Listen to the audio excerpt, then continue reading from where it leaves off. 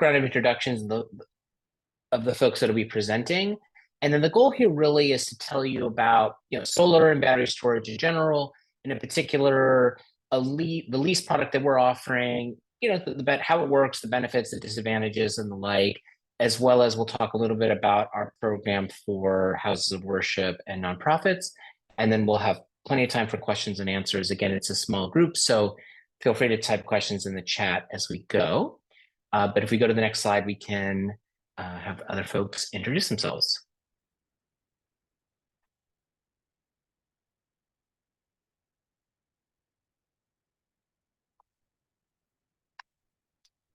Seth, if you're talking, you're on mute. Oh, no, sorry. I don't see the slides right now, so I didn't know if I was up. Yeah, so sorry. My name's Seth Gunning. I'm the founder and CEO of a solar company called SunPath Solar in the Metro Atlanta area, but operating all over Georgia. We're very privileged to be one of the 3 contractors working on the Georgia Bright program.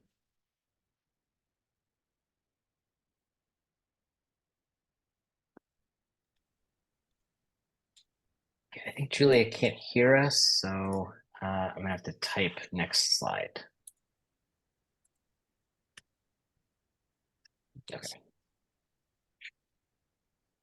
Nicole. Hi, everyone. My name is Nicole Lee. I am the owner of Be Smart Home Solutions. We are an energy auditing firm performing weatherization, energy audits, as well as solar. We're one of the contracting partners with the Georgia Bright program. Good evening. Good evening. I am Kaveh Kamune. My wife Roji and I, who both are pictured here. I don't know if I like that picture, but we started Better Tomorrow Solar about 7 years ago now, and we are the installing partners for the Athens and Atlanta areas in the Georgia Bright program.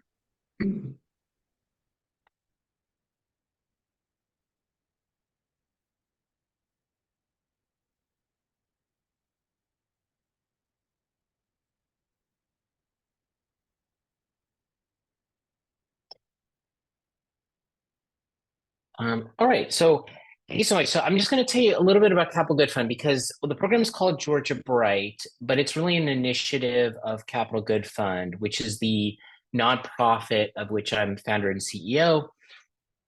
And we've been around since 2009. Based in Rhode Island, we actually do a variety of products and services for low to moderate income families and communities in 11 states. And we've been in Georgia since last summer, doing immigration loans, actually since 2022, excuse me, doing immigration loans, now the solar leasing program, and then we also are about to start doing small dollar loans and financial coaching for families across the state. But in the program, our role is we are helping with community outreach. We also are the ones that review applications. We sign the contracts with customers. We've raised all the funding to enable the program to happen. And again, we're a nonprofit. Also worth mentioning that we have a U.S. Treasury certification as a community development financial institution, which is really relevant mostly just as a good housekeeping seal of approval. But we can go to the next slide. So I'm going to pass it to Seth to talk a little bit about the market for solar in Georgia, as well as solar and batteries and how they work and the like. So, Seth.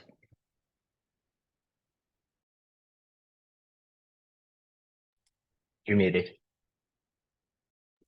Thank you for stopping me from yeah. So Georgia, as many of you all might know, is a very popular state for solar. We have the 7th most installed solar capacity of any state in the nation. But the vast majority of that is what we call utility scale solar. And that's solar that you might see out in the county in large fields, really power plants that are being used and purchased by utility companies to sell power to consumers.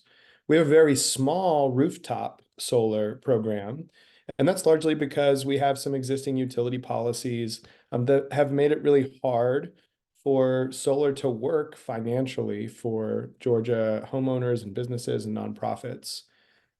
This in an environment where, almost 1.5 million homeowners in Georgia live in energy burden communities. And that's, I'm sure everyone knows, an energy burden is when a homeowner is spending more than 6%, or not just homeowners, resident is spending more than 6% of their income on their energy or utility costs. There are zip codes in Georgia where people are regularly spending in upwards of 20% of their income. And solar, there's a big opportunity for solar, one of the cheapest new energy resources on the market today, to help drive down those costs for Georgia homeowners. So that's where a program like Georgia Bright, that's really has a target focus on helping make solar accessible, is really important in playing a big role for lots of Georgians.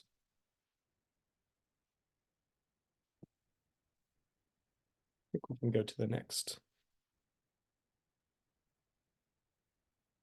I guess as we're changing slides, I would add that, most of the solar that has happened most of the rooftop solar that's happened in Georgia to date has either been purchased outright by a homeowner or a business or nonprofit, or the owner of that facility has taken out a large loan to get solar on a roof. We're going to take a look at an example here in a little while about that looks at sort of what the costs of a solar energy system are, but they're fairly expensive for all of the good things that solar has going for it. Its one hurdle is that there's really high upfront capital cost to get it installed. So a typical homeowner might require $15,000, $30,000 in capital to install a solar energy system, or they have to have the ability to go out and pull that sort of financing, that a loan, which means great credit, stable income, stable high income to be able to qualify for a loan of that sort. So again, that's where Georgia Bright, as we talk about it, you'll see is filling a need, filling a niche to help homeowners that might not have as high incomes, might not have great credit scores, get solar on the roof so that they can start seeing those monthly energy savings. And I'm sure I don't need to tell many on the call why solar is good. We saw last year, if you're a Georgia Power customer, Georgia Power raised rates 4 times. And then at the beginning of this year, did it again, a 12% rate increase. So we're in the midst of really skyrocketing utility costs for Georgians. Power outages because of climate change are becoming more frequent all over the nation, and the cost of solar continues to drop, aided in large part by federal action like the Inflation Reduction Act, which has helped stimulate manufacturing, help give homeowners, businesses, and nonprofits new incentives and credits to access the benefits of solar and get it on their roof. I'll not talk a lot about the lease product because we'll go into more depth in a moment, but there are some really big advantages for homeowners and nonprofits for a third-party owned solar lease to get solar on your home. The biggest one is that you don't need that capital, that $15,000, $30,000, sometimes more $1,000. All of the costs up front are covered by Georgia Bright. And all of the costs to maintain the system over its full 25-year warranted life are covered by Georgia Bright. I was out in the field today helping some homeowners who had their systems for 3-5 years, who had 1 or 2 panels out. Their solar installer is no longer in the state. They needed help to get them fixed. They had to come out of pocket a few $100s to get their system back up to full operation. With a solar energy system through Georgia Bright, those costs are not incurred by the homeowner. They're built into the price of the monthly lease, and it's on Georgia Bright as owners of that system to keep it up, keep it maintained, and keep it producing power And as a matter of fact, the lease has a production guarantee in it. So if the system doesn't produce at least 80% of what we say it will produce in any given year, there are sort of financial true ups that happen to help ensure that the homeowner is seeing the savings that they expected.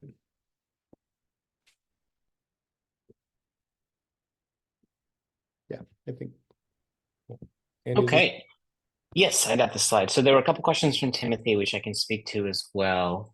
And so a couple of things to make clear. The first one is that, while the Georgia Bright program is focused on offering a lease, if you are interested in owning directly, you can still inquire about the program through the same form, benefit from the lower cost of install that we've been able to negotiate through bulk purchasing, and pay cash for it or take out a loan if you wish. To build on what Seth was saying about why we structured a lease, there's a couple things that make ownership challenging for residential solar. One of them is that there is a 30% tax credit. However, it's a credit, not a refund. So if you put in a $10,000 system and are going to get a $3,000 tax credit, but you don't owe anything in federal taxes, then the credit doesn't do you any good. The other thing is that financing right now, interest rates are really high. There are a lot of hidden dealer fees and things like that, or teaser rates with loans that I actually think should be, some of those facets of those loans should be illegal. But anyways, in this interest environment in particular, it can be difficult to realize day one savings with a loan. And then as Seth mentioned, you do have the ownership. But another thing to consider is that if you take out a loan and you sell the home, you almost always are required to pay off the balance of the loan at that point. And if you sell the home in the first 7 to 10 years, you won't necessarily have recouped your initial investment. If you're planning to stay longer, that may not be an issue. With a lease, if you sell the home, it does add a little bit of friction, but because the homeowner, the buyer has to be educated about the benefit of taking on a lease, but you are able to transfer that lease. And so you don't have to pay anything out of pocket at that point. Timothy asked two good questions I want to speak to before I get into the details of the residential lease. First one is, where does our funding come from? So Capital Good Fund as a nonprofit gets about 70% of our revenue from grants and donations. That's everything from the US Treasury to local foundations like the Arthur M. Blank Family Foundation. And then about 33% actually of our revenue last year was earned income. So interest on loans, leasing revenue, and that sort of thing. This program, and that's on the operating side. So then a more specific question is, where does the money come from that we use to buy these systems? Because we're actually paying for the purchase and the installation of the systems. And that actually comes from debt primarily. So we borrow money from banks and impact-oriented investors, faith-based investors, and then we price these such that we can service that debt, deliver savings to homeowners, and then also, cover our cost of running the program. So this program is enabled by the Inflation Reduction Act. And in particular, the Inflation Reduction Act made the clean energy tax credits what's called refundable to nonprofits. So whereas, as I mentioned, a homeowner has to have a taxable liability to benefit from the credit, if a nonprofit owns a system, it can claim the tax credit via a refund check from the IRS effectively. So by being a nonprofit owner of the system, we're able to do that and then use that tax credit to reduce the lease payment. And then we can also leverage our ability to raise grants to further lower costs and the fact that we don't need to generate as much, we don't have a profit motive the way a for-profit would. As Seth was mentioning, Georgia is a difficult market for solar. So, absent us, there really isn't a lease offering. So that model is really necessary to unlock residential solar and storage leases. Timothy also asked about roofs. And so that is something that we are not covering in the program right now, because if we included a roof in the lease, it wouldn't be possible to deliver any savings. And it is worth noting that we applied for a $250 million grant from the EPA under a program called Solar for All, which is also an Inflation Reduction Act funded program. Either we're going to get that or the Georgia Environmental Finance Authority. But either way, that will include grant dollars to pay for a roof replacement for a low-income homeowner's home. So if we have folks that need a re-roof or even major roof repairs, right now we're kind of just going to keep them on a wait list. And then when that money is released later this year, then we'll be able to come back to them for that. So right now we're really focusing on people who have a roof that isn't shaded or not too shaded and is in good condition, good enough condition for solar. But that's a great question. In terms of how, please. Can I ask you another question? Of course. Thanks. So I live in coastal Georgia in McIntosh County, and so there's a lot of mobile homes here. Are those solar? Can you put solar on mobile homes? Trailers, so to speak? Very unlikely. Most modular built homes don't support the minor, but nonetheless, a little bit of weight on the roof. If you own the land, we are able to do ground mounted systems, and we're looking at a couple of those in coastal Georgia. Okay, great. Yeah, that seems to be a more likely option then. Mm-hmm. Okay, thank you. Yes, ground mounted is what I was going to say as well.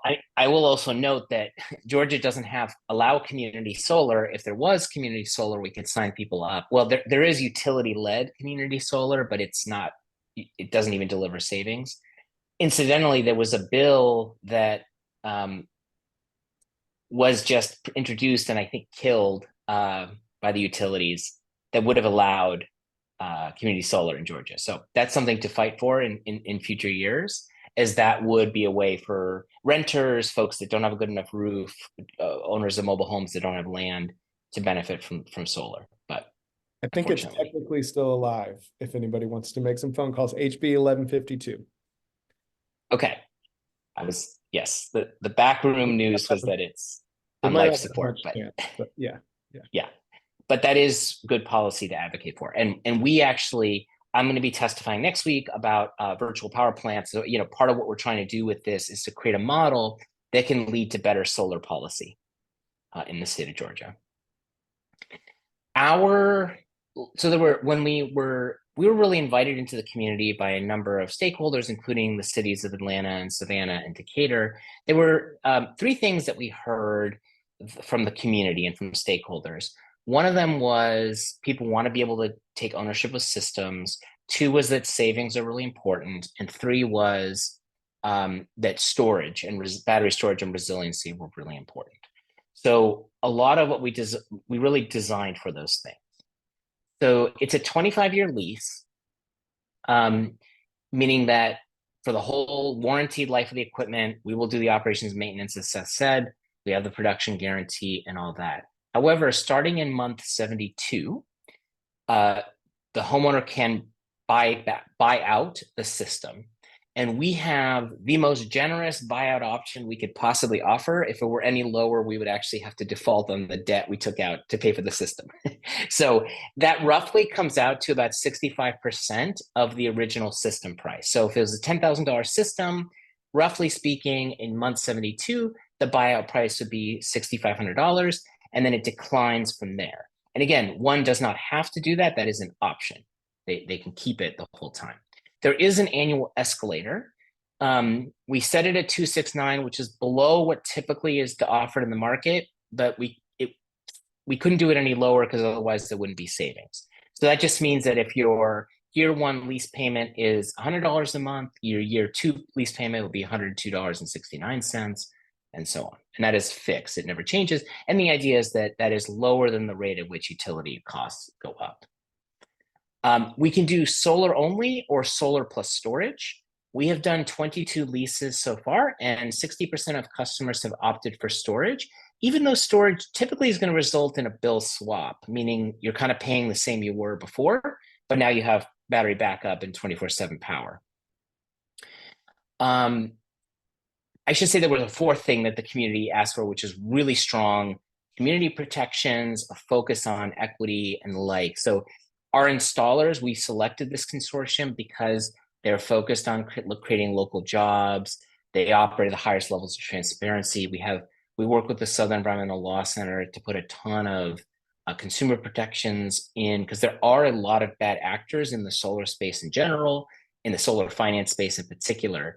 So we really designed around that. I mean, obviously we're a nonprofit, but that's all built into our contract. The production guarantee, the transparency, the workmanship guarantee, all of that is built in there. And we will send around after this the slides. There's a link here to our Consumer Bill of Rights that outlines a lot of those protections.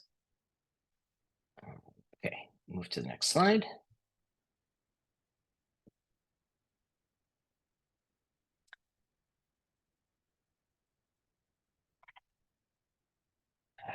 Okay, back a slide.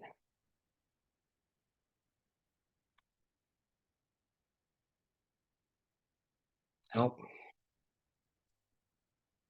sorry. Okay. All right, I guess we'll go with that. All right, so Seth will explain, then kind of walk through the process of applying for a lease. And you're muted again. Thank you. Yeah, if you haven't already, if your green team or your congregation is interested in looking at solar, please join the GIPL Solar Wise program, part of the green team program. And you can find that. You can find that sign up at the gipl.org/solarwise. And then to look for a Georgia Bright lease specifically, if you go to georgiabright.org or scan that QR code, you'll be asked to submit a form. It's some pretty basic questions about where you live. We ask you to upload utility bills if you're able to, or provide them at some point, because the first step in the process is our team will get in touch with you to have a brief consultation to better understand what your energy use profile looks like. We want to build solar energy and battery storage systems that help you meet the energy needs that you have and are specific to your home or your facility. So we want to understand those a little more. And then we'll also try to help you determine what your goals are for a solar energy system. With that information, we're able to put together a proposal and schedule a time to come out and do an assessment of the facility. And that's when we'll get up on the roof and we'll assess how old the shingles are and whether or not it's solar ready and of a good age for solar. We'll get up in the attic, look at the structure of the attic to ensure that it can support the weight of solar. We'll look at your electrical infrastructure to make sure it's solar ready and there are no additional costs that may need to be incurred to update a system. And then after you select whether you want to move forward and if you want a solar only or a solar and battery system, very easy process to submit an application for a lease.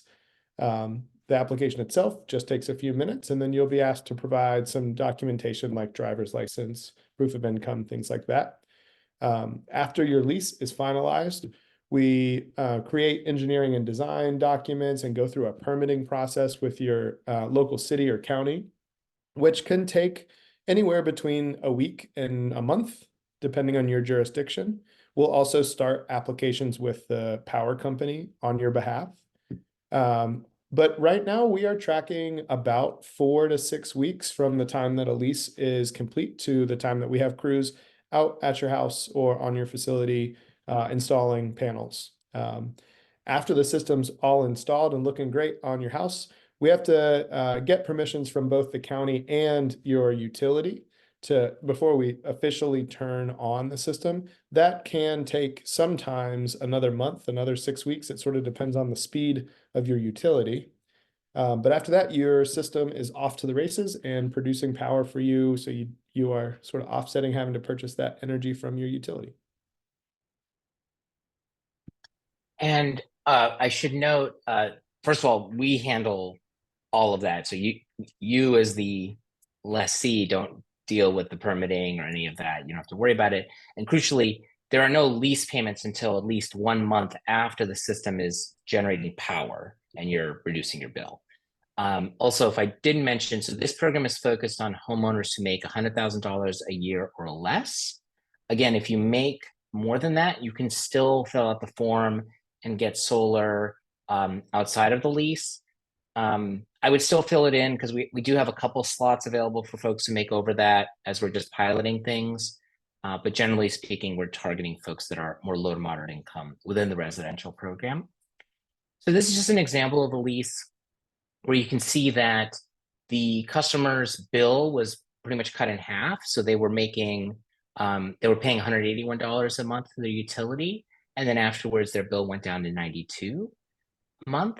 The system cost is about $18,000, but again, that's covered by us. There's no upfront cost to the homeowner, nor any maintenance costs. And so what you have here is about a $60 a month starting lease payment. And then that results in savings of just under $29. And then here you can see that if you wanted to buy out the system starting in year 7, you'd be able to do so for about $12,000.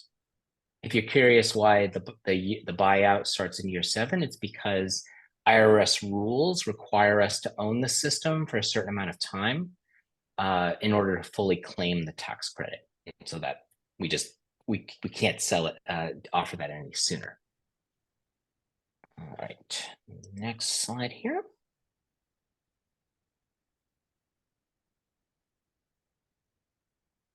So I think, Nicole, if you want to speak to this installation, this is a lovely example of a real system we just installed.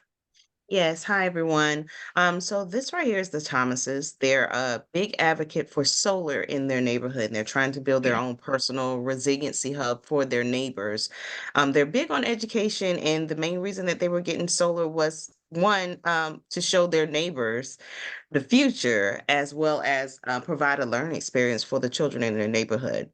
Mr. Thomas and Mrs. Thomas, they do have health conditions, and so one of the main reasons that they did want solar was so that when the power goes out in our neighborhoods, they have that resiliency there, and they have the backup so that they don't have to be without power for so long.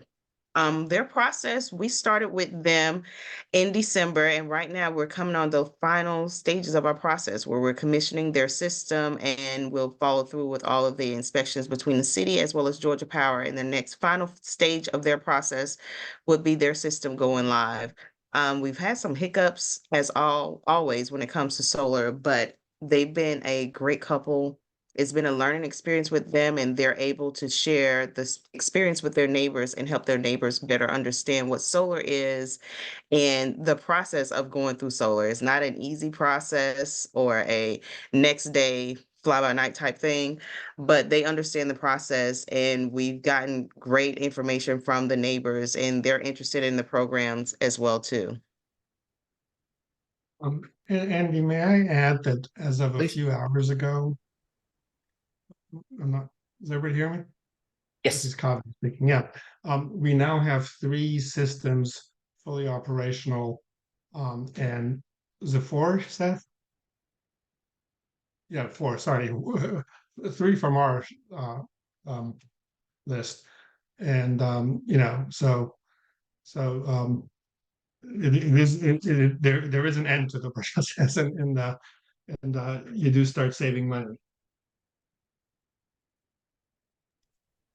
Yeah, and I love this. I love these examples of the power of combining solar with battery storage, because for a lot of folks, the power going out can be a matter of life and death, not just, or if it isn't, just the cost of replacing food that spoils in the fridge, et cetera. It's not just an inconvenience; it's a real meaningful issue. Okay, let's go ahead. If I can pile on, just because the stories that we're hearing out there are really powerful. One of the systems that we turned on today, a homeowner in LaGrange, Georgia, there was a big tornado that tore through Troup County last year. Her entire neighborhood was without power for about a week, almost at this time last year. So she was super elated to have that security built into her house and not have to come out of pocket what would have otherwise been $18,000 to $20,000. And she's still essentially paying what she would have been to her utility company. Again, not seeing any savings, but it's a bill swap, right? So, and long term, she may see savings as utility rates continue to skyrocket. Yeah, and obviously with climate change and increased electric demand across the state, power outages are unfortunately going to become more common. And so, Timothy, yes, we would love, I think local news coverage has been one of the best ways to get the word out. I think at this point, we've got a program where we're trying to do a pilot of about 160 to 180 systems. And so we're just very eagerly looking for additional signups. I'd love to connect with you offline. I'll put my email in the chat about Sure. that local news story. Yeah, go ahead, Yeah, Timothy. also, I think just to give you guys a little bit, we did Earth Day with Tim Eccles, who's on the PUC last year, and that was the first time we'd ever done Earth Day in McIntosh County, I think, throughout its history.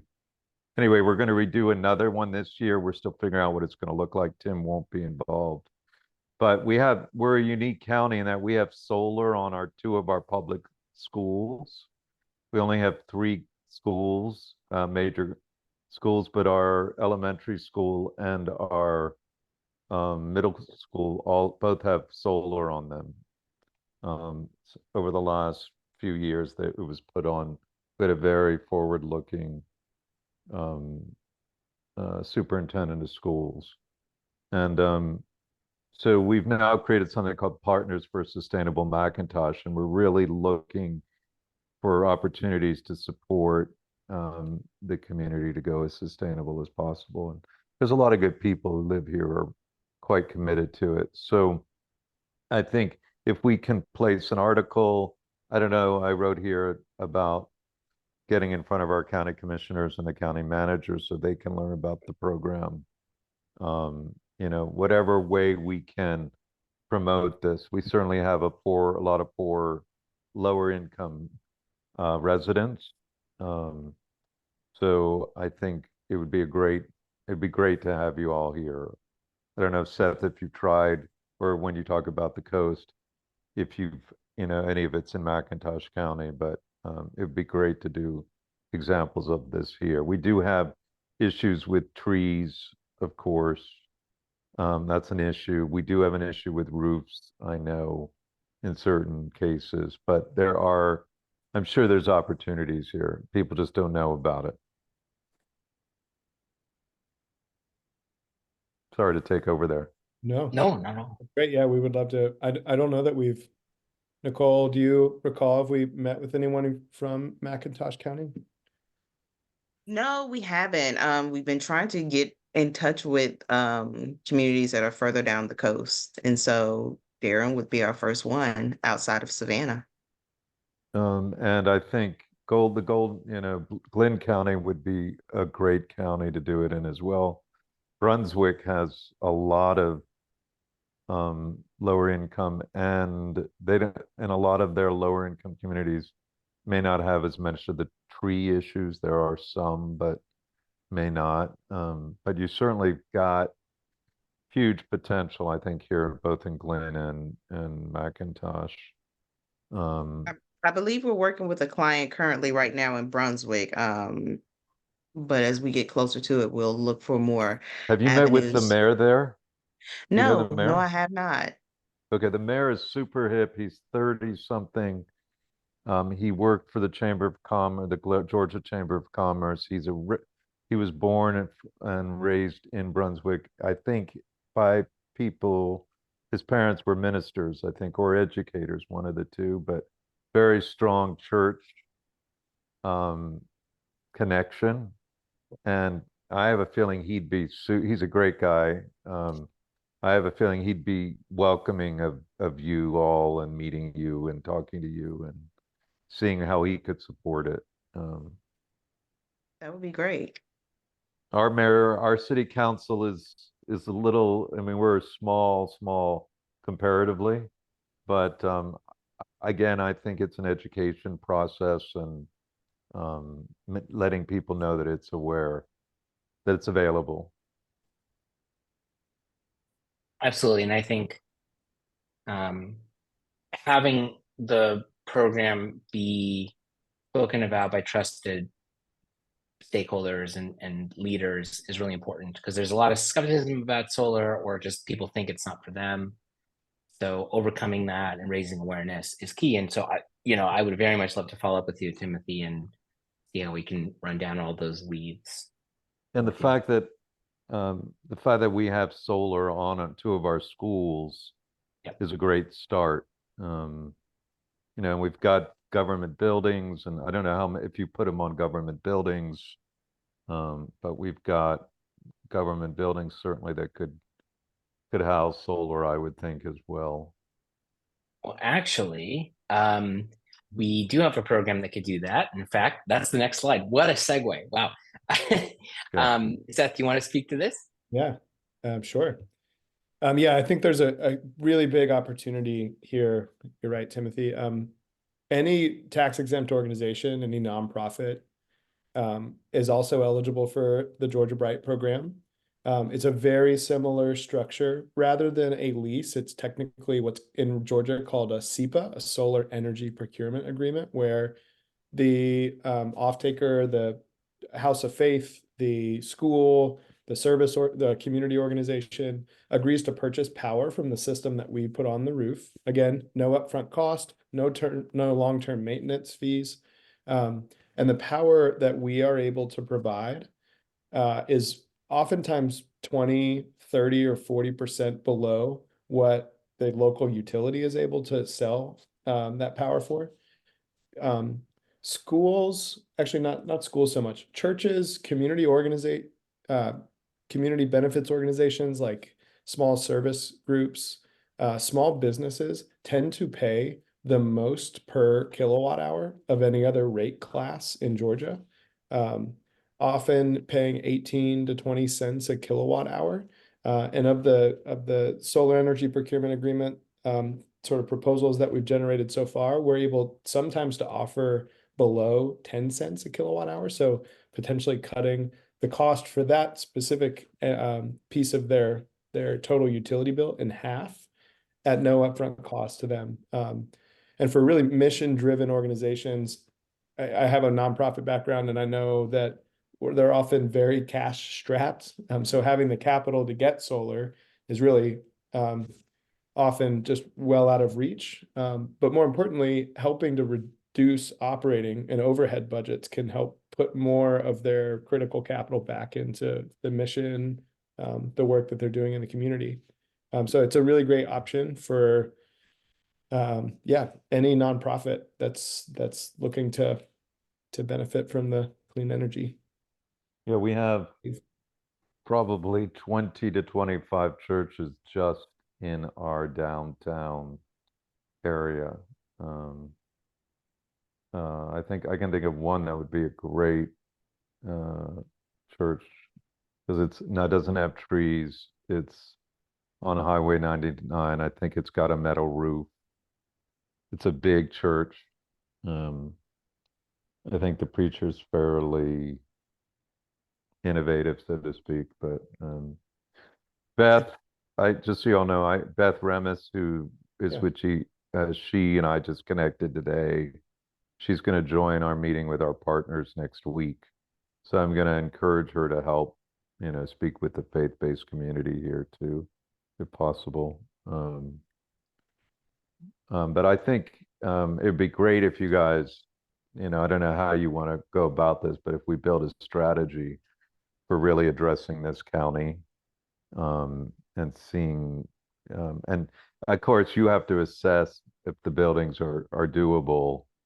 And what's the process? That's going to be, I think, the biggest step. You are starting to see a little bit more solar on homes here. We put solar on our home in December. But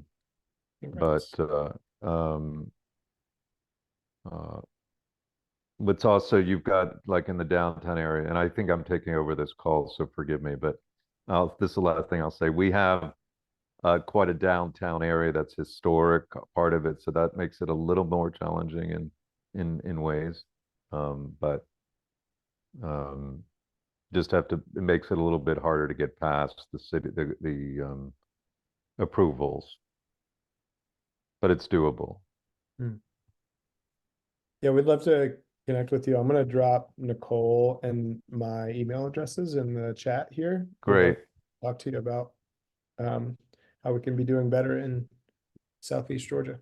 I think if we start with an article in the paper that introduces this concept and introduces you all, and that is where we begin, so it becomes public, more public, and then we figure out, okay, do we hold some dialogue, some conversation, public opportunity? Do we meet with this county? Do we meet with the city manager? How do we make them aware of this program? Because they just don't know about it, my guess. And I'd love to get you hooked up with the mayor of Brunswick, which I don't think would be difficult because that'd be great too. That all sounds great. Thank you. Yeah, wonderful. Okay, I'll stop talking because I don't know if there's others on the call. Yeah, so it's just a reminder of our installers and then just some of our partners. We have a lot more partners than just that. But then I think we can go to so this is just how you can learn more. If you know anybody who is interested in solar, you can have them go to that link, and they can just fill out the inquiry form. And on that form, they'll schedule, once they click submit, they can schedule a free consultation with SunPath and go from there. And then from here, I'm proud to note that's in our Rhode Island headquarters, that those are the panels on our roof. And then we have a DC fast charging station for EVs in our parking lot. We're in a low income neighborhood, and we're the only non-Tesla fast charger in that area. But otherwise, we're really eager to answer any questions that anyone might have with the remaining time.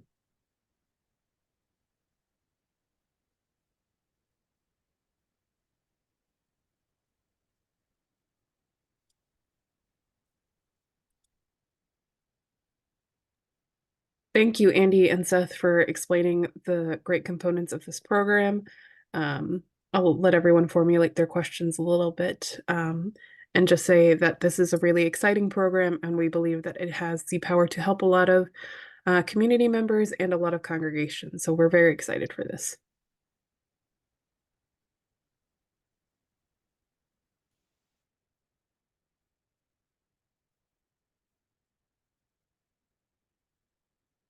Just so you can give folks another minute. And if there aren't questions, you do have all our emails in the chat, so feel free to reach out.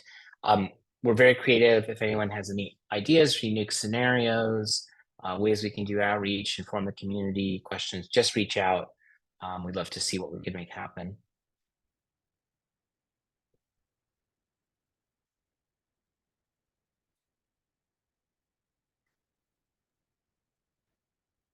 All right, it doesn't look like anyone has any questions, but everyone here should have the contact information of either someone from GIPL who can connect you to this program, or one of the Capital Good Fund Georgia Bright program members themselves, like Andy or Seth. So this was a great conversation. Thank you guys for your time. I will give you about 12 minutes of your night back. Have a good evening, everyone. Thank you, everyone.